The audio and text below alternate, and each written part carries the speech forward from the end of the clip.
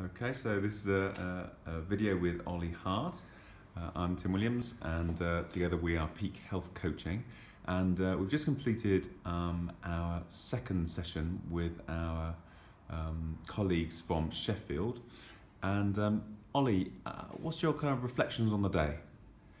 Oh, good. Well, you get to the end of the day, and in some parts you're exhausted because it's been a lot of thinking, a lot of emotions. But actually, I love it. I've just run up the stairs back up here because I find these days really energizing. It's brilliant.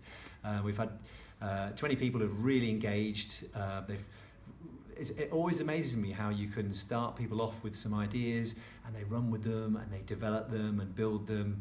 I learn a lot more at the end of the day than I ever thought I could learn. You think you're leading the session and that there is everything there is to know, but it's been some brilliant things. Things that stick in my mind particularly are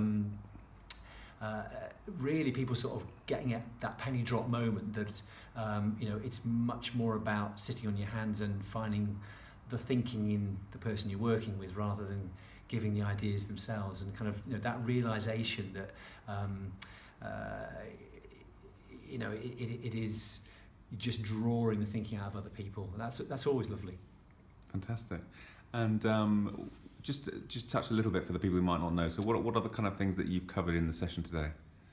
So the session covers, what we aim to do is to tune people into activation, the concept of activation, and why it is that's important. So the sort of self-management skills, the skills, knowledge and confidence to self-manage as a patient, why that's such an important part of developing good health for people. And then we look at how you might measure that using the patient activation measure, and we look into the technique of that really. We draw an analogy with taking blood pressure.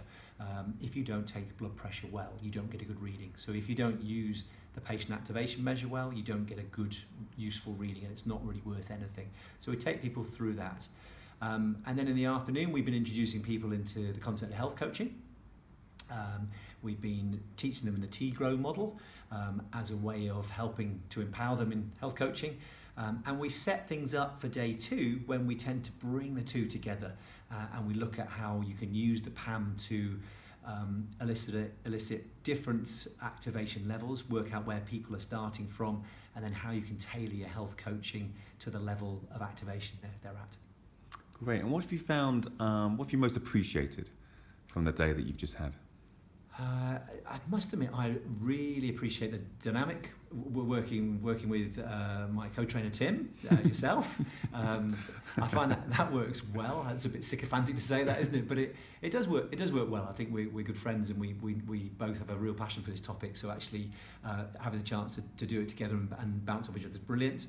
But I appreciate the fact that my healthcare colleagues from all dimensions. We have people here today who someone was a podiatrist, a dietitian, a health trainer, nurses, some physios, some pharmacists, a whole wealth of people just coming together around a common cause of wanting to kind of improve healthcare and seeing the role that patients can have in improving that as being so central. It's just lovely to see colleagues doing that.